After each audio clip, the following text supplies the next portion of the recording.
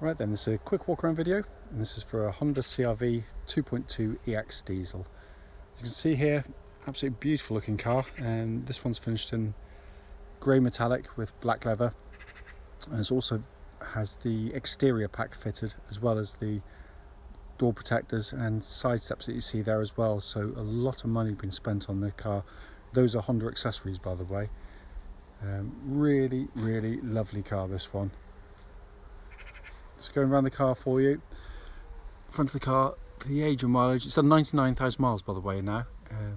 Very good service history, and it's been kept really well. All the lights and lenses you can see there, clear, intact, all really good. You get the silver trim underneath there as part of the appearance pack on the car. Bonnet itself, very clean. You'd never believe it on the miles it's done. And then near side, again, all very clean and tidy. There's a little mark just on there, but I'll probably just touch that in because it's just, it is certainly in keeping with the age and mileage of the vehicle. Near side front alloy, very good indeed. And panels down this side, really good. Sorry, it's a little bit later in the evening.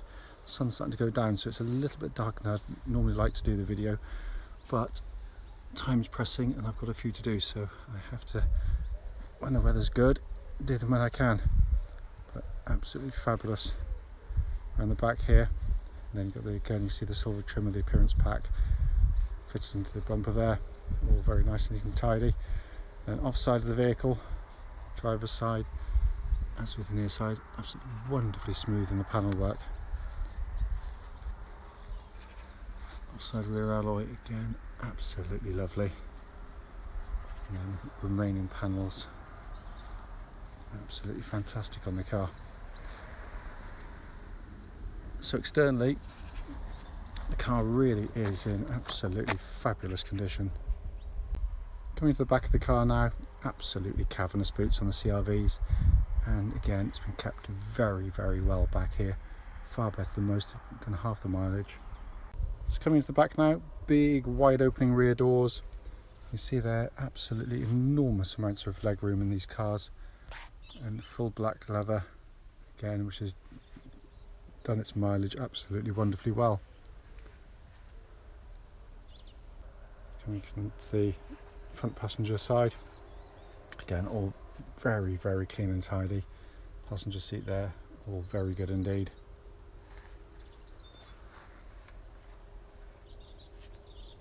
So finally just come to the driver's door card, again really clean for the age and mileage of the car. Driver's seat, again really good considering the miles and the age, as I keep repeating, unfortunately, not intentionally. Inside the car now, engine's running through this section so the dashboard can be seen illuminated. Dashboard looks in wonderful condition. Sat nav, you can see they're working absolutely perfectly. If we pop the car into reverse, you get that lovely clear gridded parking camera as well, all working exactly as intended. But it really is in really super order in here.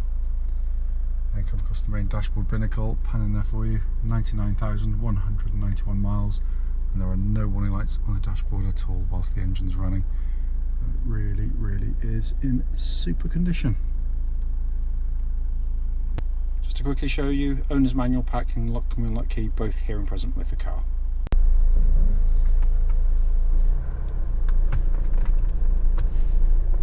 Right then, this is a quick road test video. Sorry, I just moved the mirror so you don't have to look at my ugly mug all the way around. So yeah, there's a road test video, and this is for a Honda CR-V 2.2 EX diesel. Car's registered LO62EOX, and mileage showing is 99,191 miles. The reason for doing these videos, as I say in all of them, very simply, is we just basically want to ensure that anyone that's looking at our cars in the adverts online actually get to see those very cars actually in operation. We know to our cost, having travelled many thousands of miles, sometimes not thousands, hundreds of miles sometimes, to go and see cars, only to get there and find out it's got a fundamental issue, which you clearly should have been told about before setting off. So that's why we do it, so we can feedback anything at all that we find on the vehicle that would show up, obviously on a test drive. The road test is also done on part of the road test route any prospective buyer would go on should they be offered a test drive. And the reason for that is we hope it then be representative of what you'd feel yourself should that happen. Firstly, a quick apology. It's getting a little bit later tonight, so it's going to be a little bit grainy, the video, and I do apologise, but I am pressed for time in terms of getting a few of these videos done. I apologise for that. Coming to the car itself, lovely car, as you'll know from the walk around video, really nicely looked after, mechanically as well as cosmetically. We've just serviced the vehicle and the car will be going in for an independent MOT hopefully tomorrow at some point. But the car is fantastic, starts absolutely instantly and settles to completely smooth, even idle. There are no warning lights on the dashboard at all relating to the engine or any other part of the car, and temperature gauge is running as a third, which is exactly where it's meant to be on a Honda car, and the car's been running for some time now, so all as it should be. The engines themselves are just lovely, lovely diesel engines. They're smooth, quiet, refined, but unlike so many diesels, they're not just a one-trick pony. They're not just kind of all or nothing. They've got a lovely power delivery that spreads through the whole of the rev range and very smoothly and quietly in the process, actually. Let's just see if I can squeeze by the strap. Yeah, he's let me go. Well, that's a rare car, Renault Alpine, I think. Unfortunately, like most Renaults, probably broken down, but there we go. Poor chap, we can help him in a minute. But yeah, the engine, it's just a lovely, lovely unit to use day in, day out. So that power delivery is really good, especially if you want to go towing with a car as well. So you're not, got loads of turbo lag or all or nothing, which I really despise. They are cam chain driven engines, so no cam belts to worry about on them. So all, sometimes you sort of buy a car with 10,000 miles and next thing you know, you're hit with a £600 bill for a cam belt plus the ancillary bits to be done on them. But nothing of the sort on these. They've got a reputation for being incredibly reliable and long lasting as well. And this one just has that tightness to it in every single way. It really is it's a wonderful piece of engineering, it really is. Engine then feeds through clutch and into gearbox. Clutch absolutely spot on, bite points exactly where it's meant to be, and it's nice and smooth in operation. Gearbox is just brilliant, absolutely brilliant. I mean, it could easily sit in one of Honda's more sporty cars because it's just so short in throw, it's snappy in action. It's gear change you want to use. It's just so much better than virtually anything else in its class. In fact, I can't think of anything else that's got a gearbox as good as that. And I can detect zero wear in the linkage. It feels absolutely spot on. Steering of the car, good point, because we just go around the corner. Minimal movement required to turn. It's got lovely gearing. It makes the car feel really nice and planted and secure on the road. And it's really accurate and precise for this type of car. Because it isn't a sports car, far from it. But it also isn't kind of vague and lifeless, and it really, if you do go at a sort of decent lick, it flows really, really nicely. These cars, they respond beautifully, and it tracks dead straight. There's absolutely no vibrations coming back through the steering wheel at this speed or any speed up to the legal limit, so all in very, very good order indeed. The chassis of the car, again, because Honda know this market so well, with the CR-V being the best-selling SUV in the world currently.